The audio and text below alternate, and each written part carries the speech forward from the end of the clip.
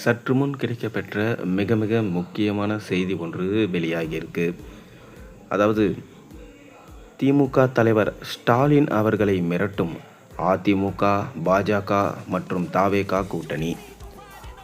தமிழ்நாட்டில் இன்று தேர்தல் நடந்தால் யார் வெற்றி பெறுவார் என்ற கேள்விக்கு நாம் தமிழர் 5%, திமுக கூட்டணி 36%, தாவேகா 20%, அதிமுக பாஜக கூட்டணி 39% மற்றும் பரவாயில்லை என்று 41% பேர் பதில் அளிச்சிருக்காங்க என்று சர்வே வெளியிட்டிருக்காங்க.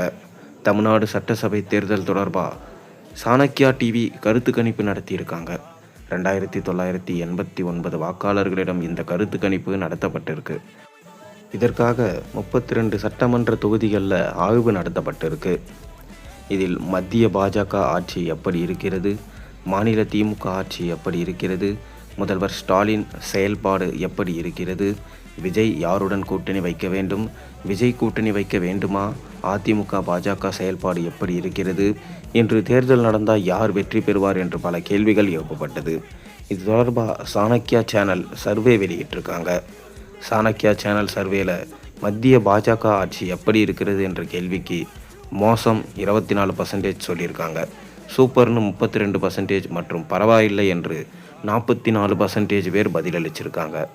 மாநில திமுக ஆட்சி எப்படி இருக்கிறது என்ற கேள்விக்கு மோசம்னு 45%, சூப்பர்னு 20% மற்றும் பரவாயில்லை என்று 35% பேரும் பதிலளிச்சிருக்காங்க.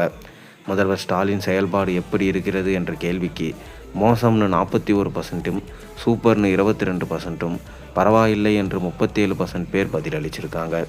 விஜயின் அரசியல் செயல்பாடு எப்படி இருக்கிறது என்ற கேள்விக்கு மோசம்னு 24%, சூப்பர்னு 29%, பரவாயில்லை என்று 47% பேரும் பதிலளிச்சிருக்காங்க.